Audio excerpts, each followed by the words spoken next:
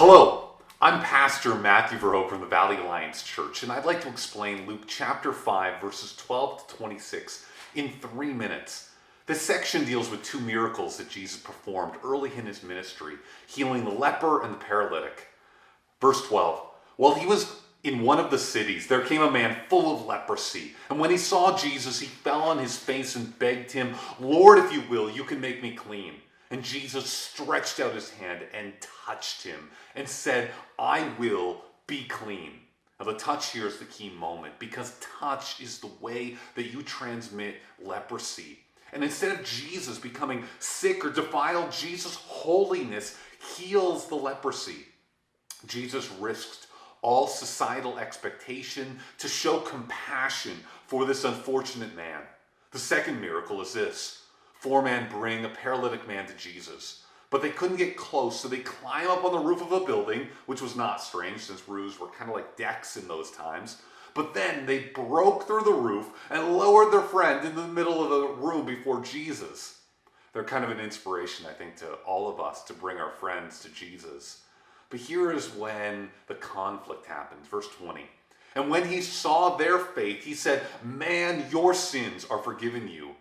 And the scribes and Pharisees began to question, saying, "Who is this that speaks blasphemies? Who can forgive sin but God alone?" Jesus responds to this man's faith and his friend's faith by forgiving his sins. Although he came to Jesus asking to walk, Jesus forgives his sins. Jesus cares most about this man's immortal soul more than him being able to walk. And this shows that our deepest need is being forgiven and not merely having our best life now. But someone has a problem with this. Verse 21, the scribes and Pharisees began to question, saying, "Who is this who speaks blasphemies? Who can forgive sins but God alone?"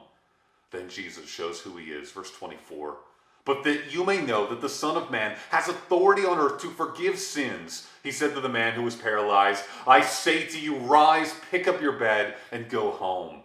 Because if Jesus can command the man to walk, he can forgive sins. And if he can forgive sins, it means that he is God in the flesh.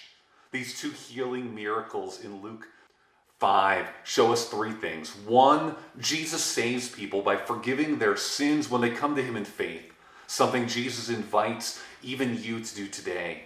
Secondly, it shows that Jesus is truly God, and he proves it by his ability to forgive sins.